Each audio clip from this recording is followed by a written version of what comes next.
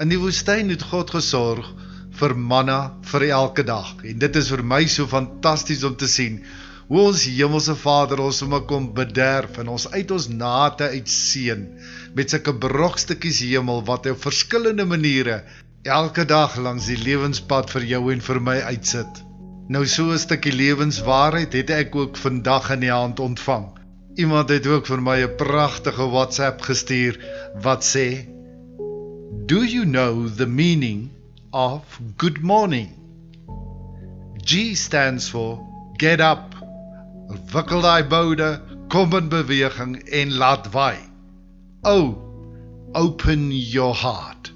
Niemand kan sinvol lewe met 'n hart wat weier om te doen wat hy moet nie, om lief te hê.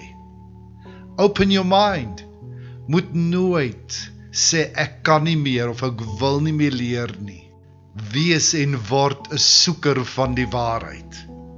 The D then stands for dedicate your day to God. Daardie ding van soek allereers die koninkryk en die wil van God. Dan kom jy agter, hy weet soveel meer en beter van jou en my sê elke dag as wat ek en jy ooit kan besef.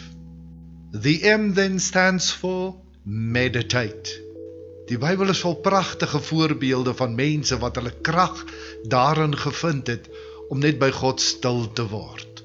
Psalm 1 sê mos, die regverdige is iemand wat die woord van die Here dag en nag lees nie. Nee, dit dag en nag oordink. Wat die woord van God in die kies gooi en die Gees toelaat om hom fyn te kou en dit dan in lewenskrag om te sit. The O then stands for optimize your resources. Soos ons gister gesê het, vanuit watter bron van krag lewe jy?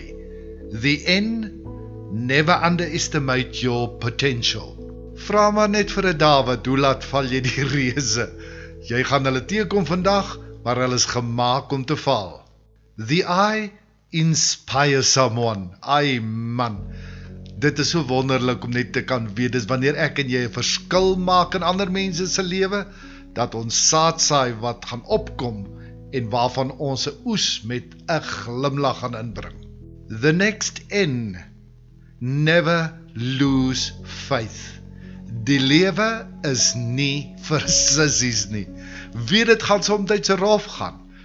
Weet jy, dit is so wonderlik, in 'n tornado is die stilste punt reg in die middel daarvan, in God se hart.